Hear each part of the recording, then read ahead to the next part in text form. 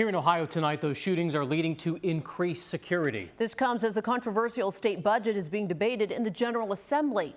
Kirsten Lindquist is on your side now with the latest details from our State House. Following recent violence against lawmakers, state highway patrol cars just like this one are now camped out outside the Ohio Statehouse as extra security. Not only that, but patrolling lawmakers' homes to keep them safe. I mean, you push that button and they're here within seconds. Senator Bill DeMora says he believes this recent attack in Minnesota was politically charged. The Democrats had a one-vote majority in the House and were tied in the Senate. So by doing this, I think the person was trying to effectually change the makeup of who was in charge of those legislative bodies in Minnesota. And while he doesn't fear for his safety inside the State House walls, he's scared the divides along party lines will reach a breaking point. The vitriol, that the partisanship has gone way too far. And again, I blame it on one person. I blame it on the president. I'm worried it's going to get more and more prevalent, and that scares me. In addition to the patrol cars around the State House, extra barricades now block off other entrances to reduce foot traffic coming in. And extra personnel will be stationed outside session, especially as the state discusses the pending budget. A lot of groups that were looking to get money aren't going to get money. And again, maybe they wanted to come and protest and make sure the protests don't get out of hand. I think everybody's just siding on the side of caution the next few weeks we're in session. State Senator Casey Weinstein also posting on Facebook saying State Highway Patrol, who is tasked with security for lawmakers, will be patrolling their homes. On your side at the State House, Kirsten Lindquist, ABC 6 News. We asked Ohio State Highway Patrol and Governor DeWine's office about security measures that are in place. They say they cannot release specifics.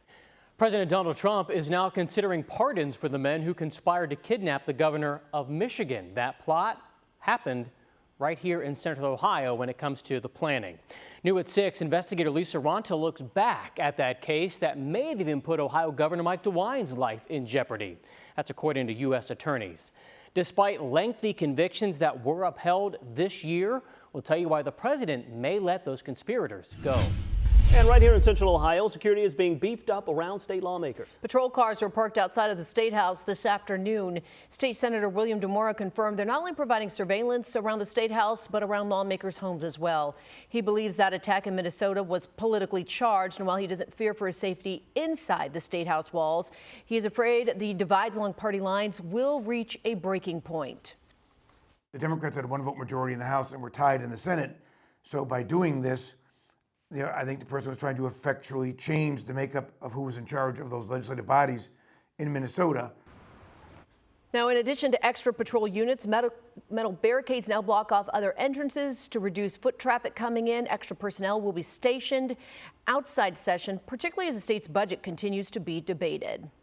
This all comes years after a plot to kidnap Michigan Governor Gretchen Whitmer was linked to central Ohio. That's right. The men convicted in that case started the planning at a meeting right here in central Ohio, right in Dublin. On your side, investigator Lisa Ronta discovering what's new in that case. Lisa. Rodney, Jessica, Barry Croft from the state of Delaware and Adam Fox from the state of Michigan and a dozen others first met in the Columbus area in June of 2020 to plot out violent attacks against Ohio Governor Mike DeWine, Michigan Governor Gretchen Whitmer, and others due to their responses to COVID-19. That's according to records filed in the federal case. U.S. attorneys wrote Fox, Croft, and militia activists met in Dublin, Ohio. Croft displayed an improvised explosive device he had constructed and called himself a terrorist who was going to burn houses down and blow things up.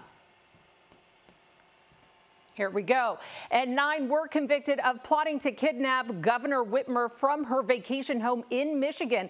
Croft was sentenced to nearly 20 years in prison, Fox 16 years. And those convictions were upheld by a U.S. appellate court in April of this year. But 3 weeks ago, President Trump said he would look into pardons in this federal case. I'm going to look at it. I will take a look at it. It's been brought to my attention. I did watch the trial. It looked to me like somewhat of a railroad job. I'll be honest with you. It looked to me like some.